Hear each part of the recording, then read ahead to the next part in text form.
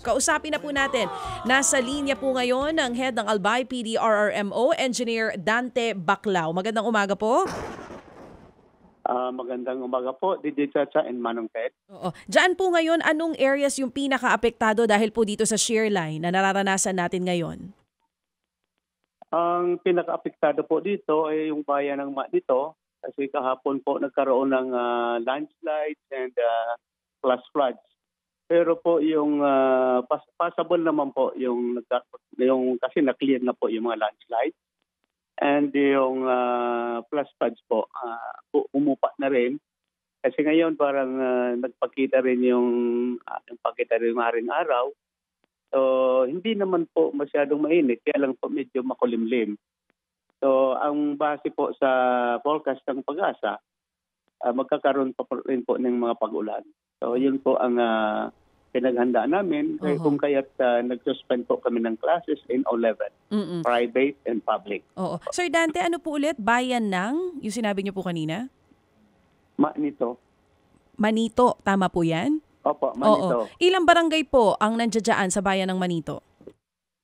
Ang affected po dyan, yung sa landslides po, 3 barangay siya. Ang Tinapian, Buyo, and Malubago, pero clear na po. And yung sa flash floods kahapon, sa barangay Balasbas. Pero okay na po yun, passable na rin ngayon. And yung mayroong isolated po, barangay Kawit. Kasi po yung footbridge nila ay nag-collapse. So hanggang sa ngayon po, ginagawa ng local government unit nito para ma-repair yung nasabing footbridge. So, oo, sabi nyo nga po, medyo humupa na po yung mga pagbaha dun sa areas na nabanggit natin. Pero yung po bang area na yan talagang binabaha noon pa o ngayon lang? May mga pagkakataon po. Pero ngayon na naman na nagkaroon ng pagbaha. Yung mga nakaraang ganitong situation, hindi naman masyado. Opo. Ang laging meron po dyan yung landslide. Opo. Nung pong Christine, binaha din po ito? Meron din pong pagbaba. Okay, sige po. So sa ngayon po, di ho ba't ang Albay din po tinamaan itong si Christine? Marami po din ang mga sinalanta dyan. Naka-recover na ho ba sila? At ito ho bang mga lugar na ito na binaha ito pong weekend, dati na pong binaha ng Christine? Opo. Actually, Manong Ted, papunta na tayo doon. Papunta na kami doon. Nasa recovery na kami. Kaya lang ganito, may mga ganitong weather disturbances. So medyo naantala. Anyway, alam mo naman tayo, resilient tayo dito sa Albay.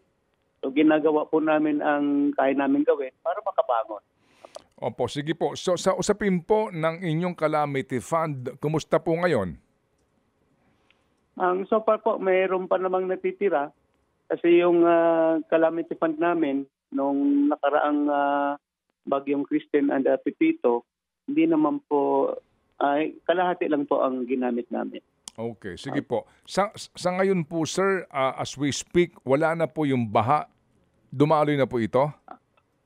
Wala na po. Wala na pong baha. Opo. Actually, nagpakita nga po ang araw dito. Kaya natatawa na lang kami kasi ganito po talaga ang shear line eh. Kung minsan, in-expect namin mamayang mga hapon, baka umulan na naman. Opo. At saka ho, talagang ganito, kapag ho gantong panahon, na November, December, damay kayo dito po sa ulan dyan sa Kabisayaan, particularly po sa Eastern Visayas. Pag ho talaga November, December, tag-ulan po kasi. Oo nga po. Kaya po, nakaabang lang kami, nakahanda lang po kami. Opo. Kung ano man ang forecast ng Pag-asa. O, sige po. So, kumusta po naman ang inyong gobernadora na acting governor? Okay naman po. Lagi naman pong nakatutok. Laging tutok sa kanyang trabaho. So, okay lang naman. Smooth naman po. Smooth ang trabaho. Opo. Sige po. Nakapag-adjust na po siya. Oo nga po, nakapag-adjust na rin po after a month. Opo, sige po. Salamat po na marami, Engineer, sa inyo pong panahon. Binigay po sa aming programa. Diyos mabalos po. Salamat din po, Manong Ted and Ted Chacha. Opo, thank you.